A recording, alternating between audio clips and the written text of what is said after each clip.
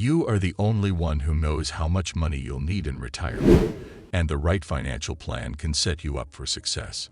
There really is no magic number. Different people have different financial goals, ways of life, where they live, how long they expect to live, and how much it costs to live. All of these and other things will affect how much you really need. With so many things to think about, you may wonder if you're saving enough and how long your money will last. Here are 10 things you can do to start. But before we start our video, help us reach more people by subscribing to our channel and pressing the bell icon. Number 1. Lock savings. If you keep taking money out of your retirement savings, you will run out of money. If it runs out, it means you've been saving for nothing, and you'll have to start saving again from the beginning. You can lock your savings for retirement to protect it from you. When you save at Jago, you can choose to lock your saving pocket. Number 2.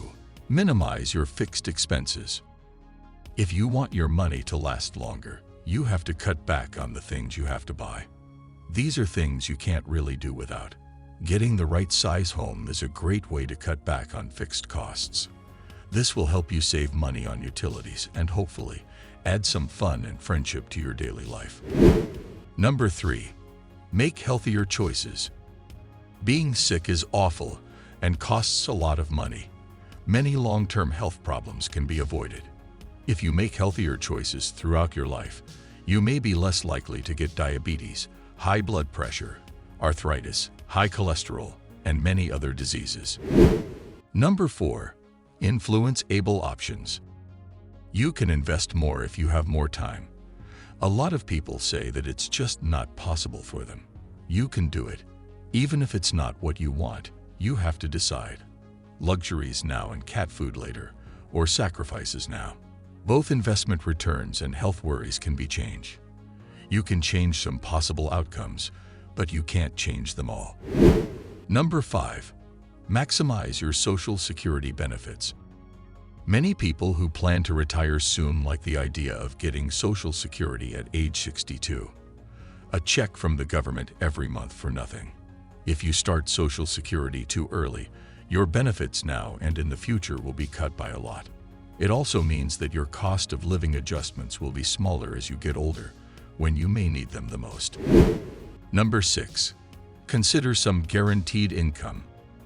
Back in the day, pensions and Social Security made it easy for people to live well in retirement. Both were thought to be good ways to make money for the rest of your life. Having at least some guaranteed income in retirement is a good idea today. Number 7. Have a retirement spending plan.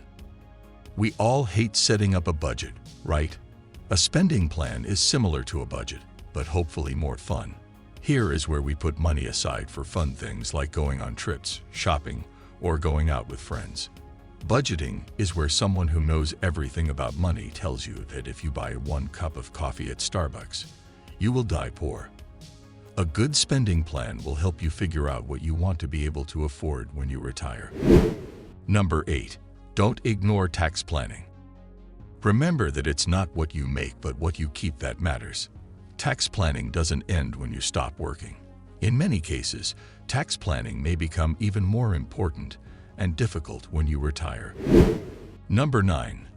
Face your fear of smart investing. Savings rates at banks are terrible right now and have been for more than 10 years. If you keep your money in the bank, you lose money every day because of inflation. If you're afraid to invest, you'll almost always end up with what you're most worried about: not enough money when you retire.